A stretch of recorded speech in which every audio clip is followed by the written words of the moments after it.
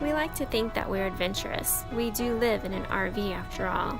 But when our trip to the Kings Canyon National Park started on an old Forest Service road that quickly turned into an extremely bumpy ride, we thought maybe we'd made a wrong turn this time. What we didn't know was that we were driving through Redwood Canyon, which is one of the largest old-growth sequoia groves in the area. And I'll be honest, we really kind of loved being the only ones out there on the road at that time.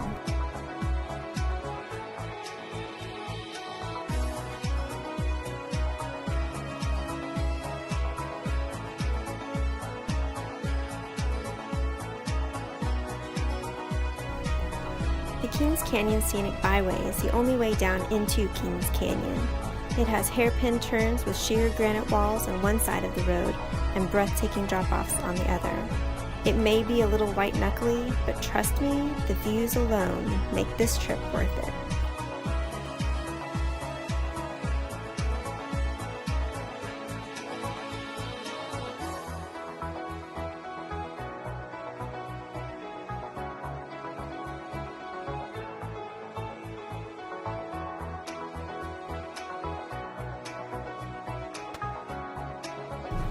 Kings Canyon was carved out of granite by glaciers and the Kings River. There are signs posted everywhere telling people how swift and cold the river is. This is not really a place to swim. The water is beautifully clear and about the temperature of ice. We didn't swim, but we did stick our hands in it just to check it out.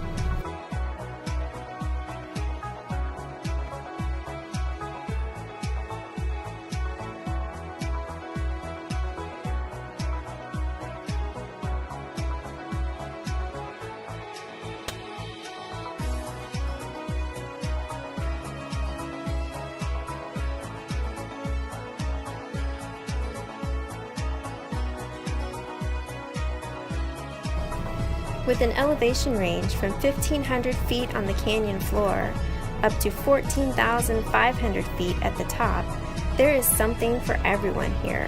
Whether you want a leisurely stroll or an epic hike, you'll find it here at Kings Canyon National Park. Our first trip into Sequoia National Park didn't go as planned. When we started up the mountain, it was a really beautiful sunny day. But as we were waiting in line for the construction queue, the fog started rolling in. We really thought the fog would keep on going and clear up, but Mother Nature has a mind of her own. At this point, we were really trying to find a spot to turn around. We couldn't see the edge of the road, so we couldn't tell if there was actually road there or if it was a sheer drop-off down the mountain. We finally found a place wide enough to get turned around, and we started slowly inching our way back down the mountain. This trip was one we would never forget.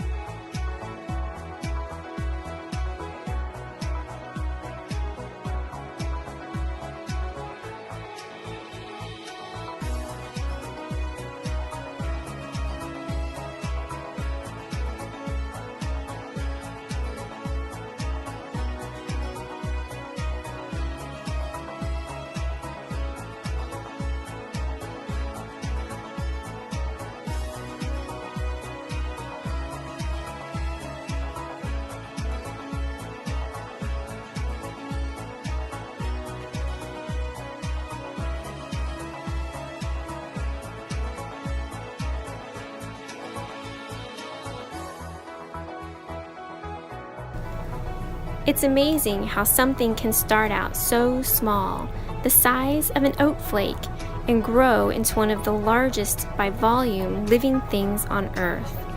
Giant sequoia trees can live over 3,000 years and grow to the incredible height of 275 feet, with a trunk circumference of around 100 feet. Since the bark of a giant sequoia is 2 feet thick, resistant to not only fire but also most molds and bugs, most giant sequoias end up dying because they topple over due to lack of root structure.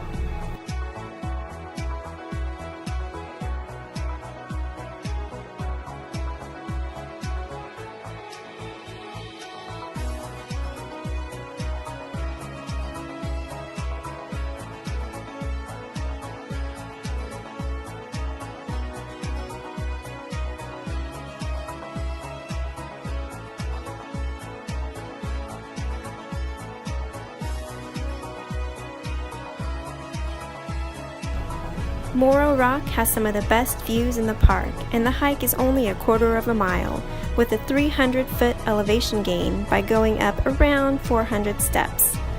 At the top of the rock, you're at 6,725 feet, where you get a bird's eye view of the giant sequoias.